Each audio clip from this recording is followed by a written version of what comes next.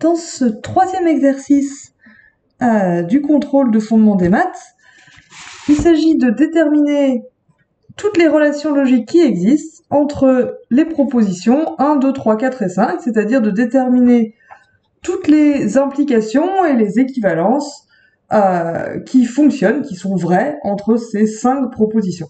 Donc vous avez P de x, y, c'est un prédicat, et par conséquent, si vous mettez un quantificateur sur x et un quantificateur sur y, vous obtenez une proposition. Donc il y a toutes sortes de façons de faire des propositions comme ça. Il existe un x dans A et il existe un y dans B tel que P de xy.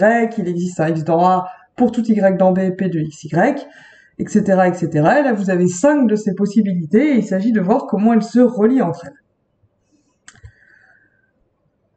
Une première chose qu'on peut observer, c'est que dans la proposition 3 et dans la proposition 5, j'ai tout cassé, on a en fait il existe x dans A, il existe y dans B, P de xy, et il existe y dans B, il existe x dans A, P de xy, donc on a 2 fois le même type de quantificateur de il existe, et tout ce qui change entre 3 et 5, c'est l'ordre des quantificateurs.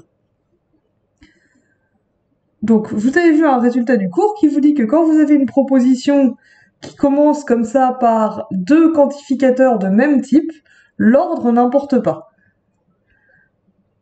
Ce que ça veut dire, c'est que du coup, la proposition 3 va être équivalente ici à la proposition 5, puisque c'est la même chose de dire il existe un x dans A, il existe un y dans B, P de xy, et il existe y dans B, il existe x dans A, P de xy. Et ensuite, il y a une idée qui va sous-tendre toutes les autres relations, c'est que, pour le dire rapidement, si c'est vrai pour tous les x, bah c'est vrai pour un x. Et si c'est vrai pour tous les y, alors c'est vrai pour un y. Ce que je veux dire par là, c'est que si vous avez une proposition qui commence par des pour tout, et ensuite vous avez la même proposition avec un il existe à la place du premier pour tout, la deuxième est en quelque sorte plus faible. Si c'est vrai pour tous les x, alors ça va être vrai pour un x en particulier. Ce qui va nous dire, par exemple, que la proposition 1, pour tout x, pour tout y, P de xy, elle va impliquer la proposition 4. Donc on va écrire ça proprement après, mais l'idée ici, c'est que si pour tout x dans A et pour tout y dans B, P de xy, bah, on va bien réussir à trouver un x dans A, tel que pour tout y dans B, P de xy. De même, s'il existe un x dans A, tel que pour tous les y dans B, P de xy, bah alors il va forcément exister un x dans A, tel que pour au moins un y dans B, on est P de xy, et ça nous dit que la proposition 4, elle va impliquer la proposition 3.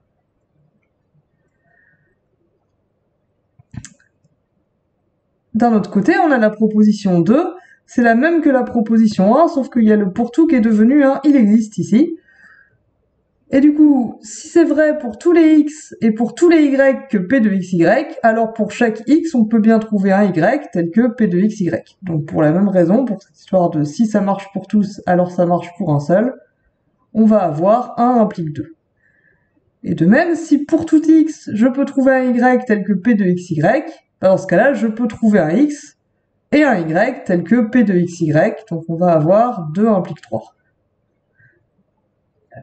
Et du coup, puisque 3 et 5 sont équivalentes, si une proposition implique la proposition 3, elle implique du même coup la proposition 5.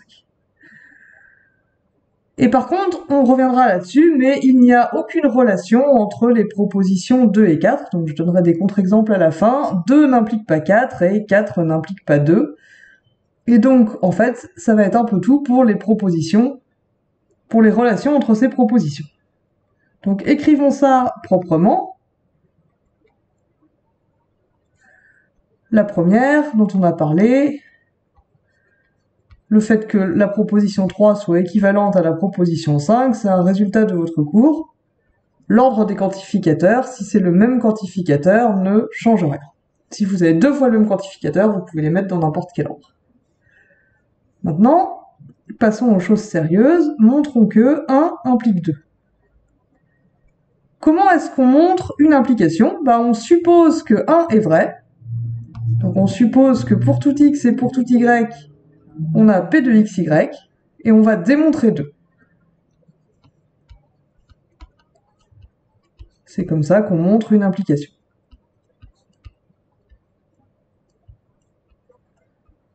Ok? Donc qu'est-ce qu'il faut qu'on montre? Il faut qu'on montre que pour tout x dans A, il existe un y dans B, tel que P de xy. Comment est-ce qu'on fait ça? On prend un x dans A quelconque. On doit montrer qu'il existe un y tel que P de xy. Donc on cherche un y.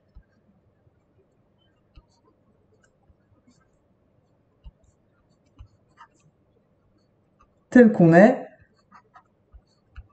P de xy. On cherche un y0 spécifique tel qu'on est P de xy0. Mais d'un autre côté, on sait que 1 est vrai. Donc on sait que pour tous les x dans A et pour tous les y dans B, P de xy. Du coup, ce que ça nous dit, c'est que pour ce x-là en particulier,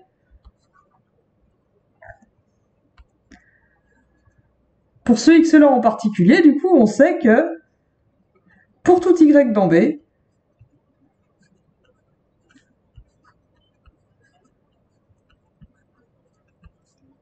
on a P de xy qui est vrai. Du coup, on peut prendre n'importe quel y0 dans B et on aura trouvé le y0 qu'on cherche.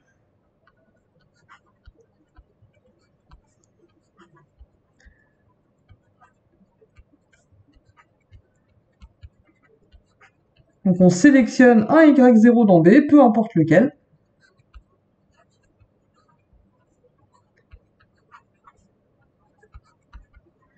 Et on a bien P de xy, P de xy0, pardon, d'après 1. Encore une fois, l'idée ici, c'est que puisque c'est vrai pour tous les y dans B, du coup, je peux en trouver un tel que ça marche. Il suffit que je prenne, n'importe lequel. De là, on peut montrer de la même façon que 2 implique 3.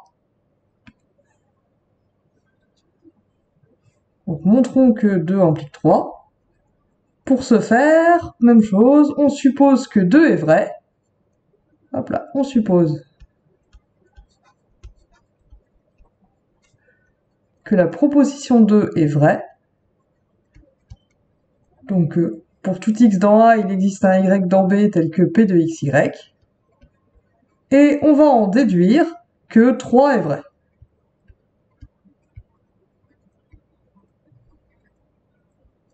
Comment est-ce qu'on montre 3? 3, c'est il existe x, il existe y, tel que P de xy. Donc on cherche un x0 et un y0 spécifique, tel que ça marche, tel que P de x0, y0 soit vrai.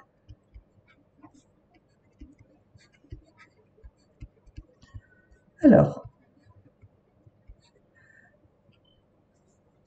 ce que je sais, c'est que pour tous les x dans A, je peux trouver un y dans B, qui dépend probablement de x, tel que P de xy0. Du coup, prenons n'importe quel x0 dans A,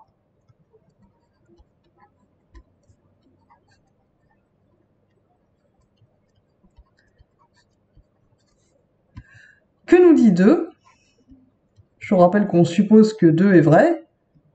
Alors, d'après 2, toc.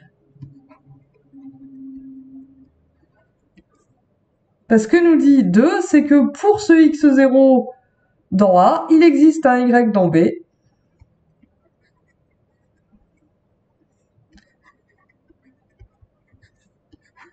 Tel que P de x0, y0 est vrai. Du coup, avec ce x0 qu'on a pris quelconque et ce y0 qui est donné par la proposition 2, on a donc bien trouvé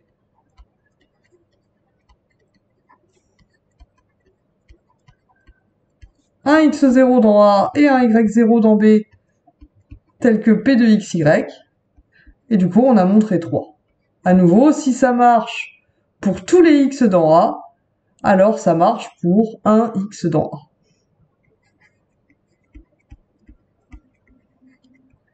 Et donc ici, on a montré le lien 1 implique 2 implique 3.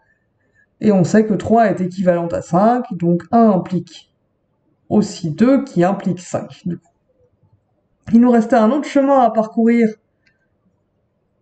dans le graphe des relations à montrer que 1 implique 4 et que 4 implique 3. Mais c'est toujours la même idée en fait. Donc supposons que 1 est vrai, et déduisons-en 4.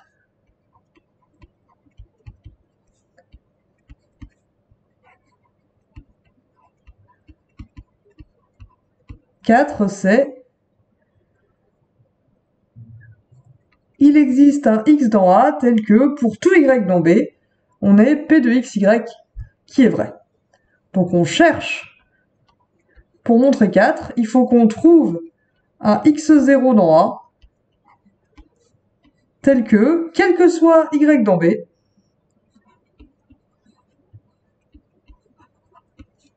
on ait P de xy. Mais d'après 1, on sait qu'en fait, ça c'est vrai. Pour tout y dans B, P de xy, c'est vrai, quel que soit y dans A. Oh là là, pardon. On sait que pour tout y dans B, P de xy est vrai pour tout x dans A. C'est ce que nous dit la proposition 1. Ce que ça veut dire, c'est que du coup, mon x0 dans A que je cherche, je peux le prendre quelconque, je peux prendre n'importe lequel. Et la proposition 1 me garantit qu'on a bien, pour tout y dans B, P de xy, et du coup, on a montré 4. Et enfin, 4 implique 3 se passe toujours de la même façon. Donc je suppose que 4 est vrai, je dois en déduire 3.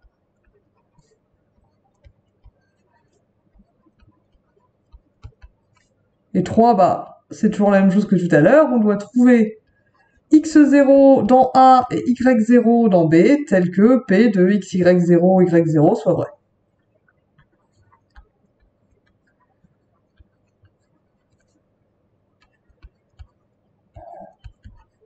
x0 dans A, y0 dans B,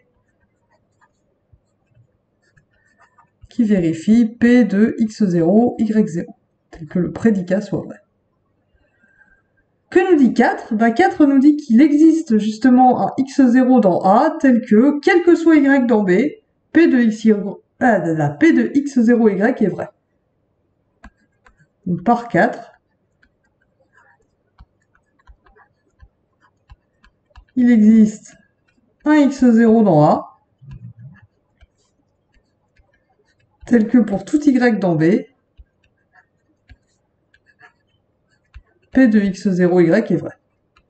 Du coup, je vais prendre ce x0 là. Moi, je cherche un x0 et un y0 tel que P de x0, y0 soit vérifié. Je vais prendre ce x0 là. Et du coup, après, ça va être vrai pour tous les y. Donc, je peux prendre n'importe quel y0 dans B. Donc, si je prends y0, un élément de B,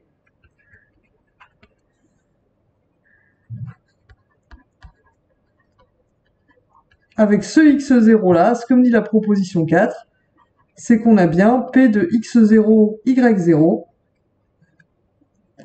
Donc on a démontré la proposition 3. Un dernier point, donc ça c'est optionnel, hein, c'était pas demandé dans le contrôle, mais ce sont toutes les relations qu'on va avoir parce qu'on n'a pas d'implication entre 2 et 4. Déjà parce que notre idée là ne s'applique pas entre 2 et 4. Et je vais vous donner un contre-exemple pour compléter.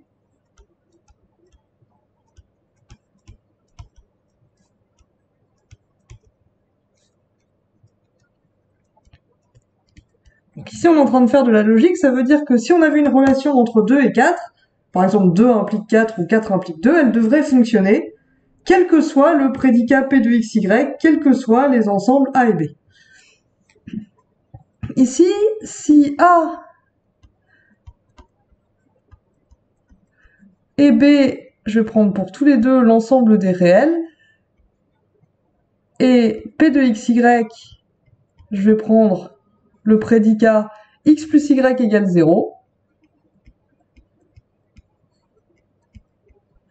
Dans ce cas-là, 2 est vrai.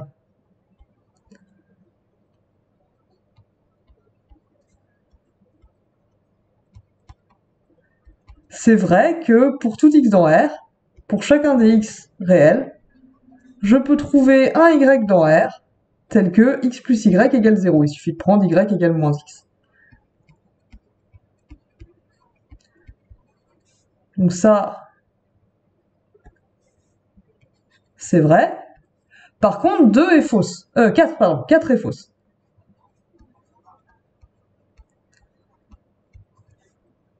C'est pas vrai qu'il existe un x dans R tel que, pour tous les y après, x plus y égale 0. C'est pas vrai que je peux choisir un seul x tel que, ensuite, quel que soit le y que je prenne, x plus y soit égal à 0. Ça ne marche pas. Donc, pour ce prédicat-là, 2 est vrai et 4 est fausse, donc on ne peut pas avoir 2 implique 4. Dans l'autre sens, donc je vais prendre à nouveau un prédicat sur les réels, parce que ça permet de bien voir de quoi on parle. Cette fois, je vais prendre x plus y égale y.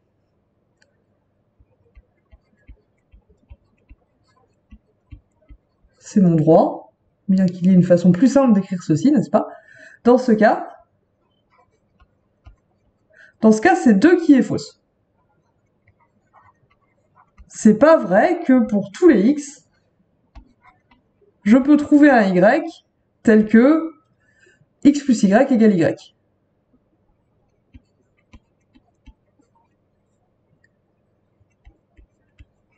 Si vous trouvez un tel y pour x égale 1, appelez-moi. Donc ça, c'est faux. C'est pas vrai que pour tous les x, je peux trouver un y tel que x plus y soit égal à y.